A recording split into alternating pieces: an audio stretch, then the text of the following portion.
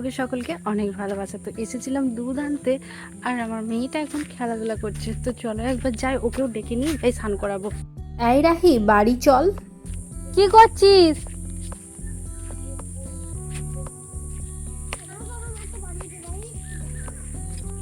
গাছ লাগাচ্ছেন? ঠিক আছে। ওখানে আগেই তো বলি বা দেখি, যতই খেলনা দিই ওদের ওই যে মাটি টাটি নিয়ে খেলতে এতই ভালোবাসে। এই ফাঁক পেয়েছে আর এসেছে বাবু, মানে ওই আমার ভাসুরের ছেলে, ওর সাথে জমিয়ে মাটিতে আঁকতে শুরু করেছে আর খেলাধুলা করতে শুরু করেছে। এটা আমাদের যে 24 প্রহরটা হয়ে থাকে সেই বড় বেদি, দেখতেই পাচ্ছ, আর বড় একটি খামার। এখানেই ওই যে মনের মতো করে খেলাধুলা করছে আর আমি ওদেরকে ডাকছি।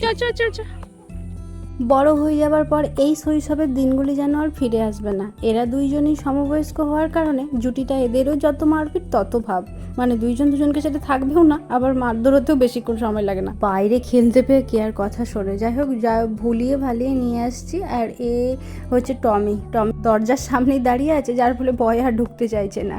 আর দুর্দান্ত সব ছেলে, এ তো জুতোটাও পরে আসে না।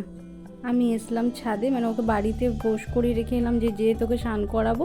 আর তার আগে আমি ছাদে কয়েকটা জামা কাপড় ছিল সেগুলোও তুলে নিয়ে যাই। আর আকাশটি আজকে বেশ ভালো ছিল, মানে ওই যে মেঘলা মেঘলা আবহাওয়া, সাথে বাতাস বইছে প্রচুর।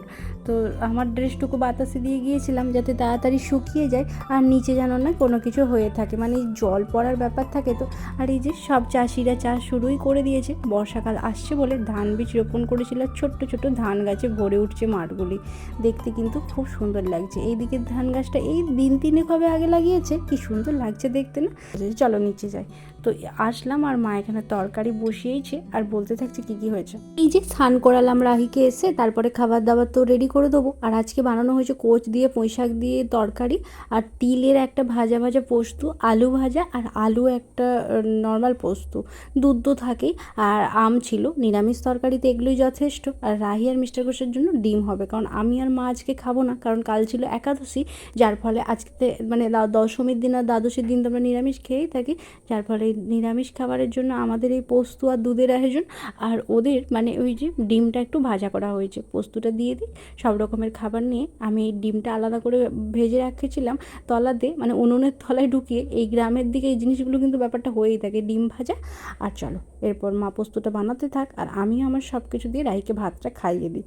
খেয়ে দিয়ে বেরিয়ে পড়েছে নিজেদের কাজে, কারণ ওই যে আছে আজকে সাজানো, আজকে রিসেপশন সাজানো ছিল। আর বৃষ্টি হওয়ার চক্করে রাস্তাতে এত বেশি কাদা হয়ে আছে আর বড় বড় গর্ত হয়ে আছে। এইগুলো গ্রামের দিকের রাস্তাতে এতটাই বাজে অবস্থা, যার ফলে স্কুটি নিয়ে আমি তো যেতেই পারবো না, এরকম অবস্থা। একটা বৃষ্টিতেই এরকম, তাহলে পুরো এখনও শ্রাবণ মাসের বৃষ্টি বাকিই আছে। তো কি হবে সেটা ভগবানই জানে। যাতায়াতটা মনে হয় করতে পারবো না, এই বড় বড় খাদ পেরিয়ে যাচ্ছি এখন খরারে। সেখান থেকে ব্যাগ নেবো, তারপর যাব। আর রাস্তার মাঝখানে দেখতে পেলাম ফুচকা। ফুচকা দেখলে কোন মেয়েরই আর লোভ সামলানো যায়, তো নিরামিষ ফুচকা বলি দুটো খেয়ে নিলাম। আর আলু দেখছি সিদ্ধ চকুচ্ছে, তার আমি বললাম সেরকম করে দিয়ে তারপর যাচ্ছি ব্রাইডের বাড়ি। তো চলো সাথে থাকো তোমরা।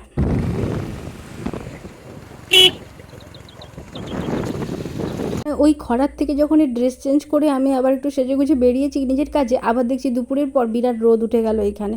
বর্ষার সময় এরকমই হয়, কখনো বা মেঘলা, আবার কখনো রোদ ঝলমলে আকাশ। তো চলো ব্রাইড।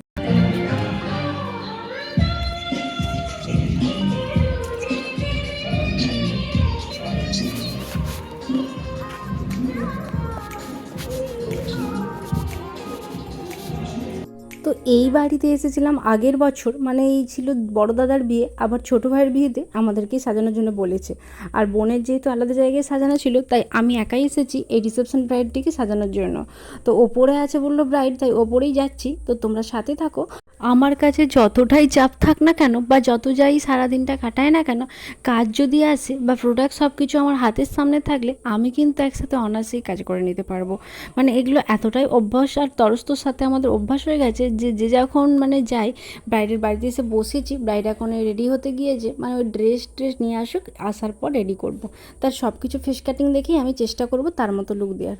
তো বিফোর লুকটাতে আসলাম তোমাদের কাছে। প্রথমেই যে শাড়িটা আগে ড্র্যাপ করে নিয়েছি, তারপর এই হচ্ছে বৌদি, ও হচ্ছে প্রথমেই জুয়েলারিগুলো তো আমি খুলবই, তো আগে শাড়িটা পরিয়ে নিয়েছি।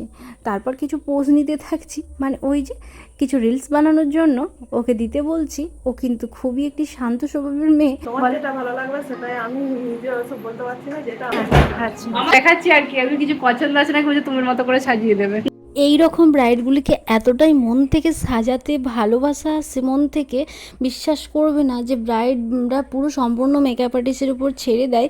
শুধু তার ডিমান্ড থাকে যে ন্যাচারাল থাকে জানো, বা অনেকে থাকে একটু হাই কাভারেজ থাকে জানো, বা আইটা যেমন এরকম হয়। সে যখন পুরোটা একটা মেকআপ আর্টিস্টকে ভরসা করে ছেড়ে দেয়, আমরাও কিন্তু আমাদের পুরো সম্পূর্ণ একটা ভালোবাসা দিয়ে এবং সম্পূর্ণ কাজের একটা যতটুকু জানি সব কিছু উজাড় করে দেওয়ার চেষ্টা করি সেই ব্রাইডের উপর ফুটিয়ে তোলার জন্য। তখন কিন্তু আমাদের ক্ষেত্রে আর মেনশন হয় না যে এটা কেন বলছো, ওটা কেন বলছো, ওকে এটা লাগবে ভালো তো, মানে সেই জিনিসটার কাজ করে না। ওকে দেখেই বোঝা গিয়েছে ওর কিন্তু যেটা ভালো মনে হয় সেটাই মনে হচ্ছে। তো ওর ফেস কাটিং দেখে আমার মনে হয়েছিল যে একটু ওকে ন্যাচারালের মধ্যে এরকম এরকম করলে ওর ভালো লাগবে, তো আমি সেটাই ওকে করার চেষ্টা করেছি। তো ওর কিন্তু বিফোরের পর আফটার লুকটা নিয়ে তোমাদের কাছে আসছি। তুমিও যাচ্ছে আর এও খুব শান্ত মেয়ে সব। নিজে দেখো নি করছি, ভালো লেগেছে। ও তো আমার উপর ছেড়ে দিয়েছিল, যে আমি বলেছিলাম যে দেখা যাক কেমন ট্রাই করি, তো ওর পছন্দ হয়েছে। তো তুমি এখনো নিজেকে দেখো নি? হ্যাঁ সব কিছু ছেড়ে দিয়েছিল। কি করে বলবে পছন্দ হয়েছে? হ্যাঁ ও একবার শুধু আমার ইয়েতে দেখেছে, যখন ফেস দেখেনি, ওর দেখে হয়েছে তোমার প্রতি ভরসা আছে। ঠিক আছে এখন একটু পরে তো যাবে। এবারটা একটু আলোটা কম আছে, ও বসুক আর আমি বৌদিকে একটু শাড়িটা পরিয়ে দিয়ে যাবো। এই যে ফেসবুক পেজে দু একটা কাজ দেখে এতটাই ভালো লেগেছিল, যার ফলে আর ছবি দেখা তো দূরের কথা, নিজেদের কাজ দেখে বা ভালো লাগাটা এতটাই বললো যে সত্যি আমার খুব ভালো লেগেছে। তারপর আমার আয়না দেখে এসে বলেছে আমি কিন্তু নিজেও ভাবিনি যতটা ভালো লেগেছিল। তারপর টুকটাক যেগুলো থাকে, মানে ওই যে কিছু লেহেঙ্গা ড্র্যাপ, কারো শাড়ি পরানো, টুকটাক কাজগুলো সেরে ফিরবো বাড়ি। তো চলো কাজটা তো কমপ্লিট হয়ে গেছে, এরপর আমি ফিরছি বাড়ি। তো জানিও কেমন হয়েছে, এখন আমি নিচে যাব। প্রথমেই বললাম না, আগের বছর এই দাদার বিয়েতেও যখন আমাদেরকে সাজাতে বলেছিল তখন এদের খুব পছন্দ থেকে আবার দ্বিতীয়বার বুক করেছিল। তার প্রতি ভালোবাসা একটা আলাদাই রয়ে যায় এই ফ্যামিলির প্রতি, মানে এই যে বারবার কোনো অনুষ্ঠান হলে তাদের কিন্তু সর্বপ্রথম আমাদের কথাটিই মনে পড়ে। যাই হোক দুতলায় সাজানো কমপ্লিটের পর আমি নিচে নামছি, আর ওদের কিন্তু নিচেতেই হচ্ছে যে পার্টিটা হচ্ছে। বাকি সব কিছু আয়োজন বাইরে হলেও ওই যে ব্রাইডকে যে সাজালাম সে কিন্তু এই ভিতরেই বসেছে, যার ফলে লোকজন কিন্তু আসতেই থাকছে এখানে। আর ফটোশ্যুটের জন্য ক্যামেরাম্যানও তো কিছু অনুষ্ঠান বারে প্রতিটা মানুষেরই শখ থাকে সাজগুজ আর ফটো তুলে কিছু স্মৃতি। হ্যাঁ আমি যে ইনভার্টার আছে তাই জন্য সব কিছু টানতে পারছে না, এসিটা অফ করতে বলছে। যাই হোক এখানেই বসেছে, আর সাজানোর লুক দেখে তো বুঝতেই পারছো একটা হাসি মুখ পাওয়া যাচ্ছে, মানে ভালোই লেগেছে। তারপর আমাকে খাওয়া দাওয়ার জন্য প্রচুর জোর করছিল, কিন্তু আমার আর সময় হলো না। যাই ভেবে আমি এখন বাইরে বেরিয়ে পড়েছি। চলো খাওয়া দাওয়া তো অনেক হয়, কিন্তু আমার যেহেতু আজকে আবার শ্বশুরবাড়ি ফিরতে হবে, তাই আর দেরি করলে এখানে মোটেই চলবে না। ভালোই আয়োজন হয়েছে ঠিকই, মিস্টার ঘোষকে ফোন করেছিলাম আমাকে আনতে আসার জন্য, তাই ও চলে এসেছে। তো পিছনে বসে এবারে বাড়ি ফিরি, আর ব্লগটা তোমরা ততক্ষণ চ্যানেলটিকে সাবস্ক্রাইব করো। Good night.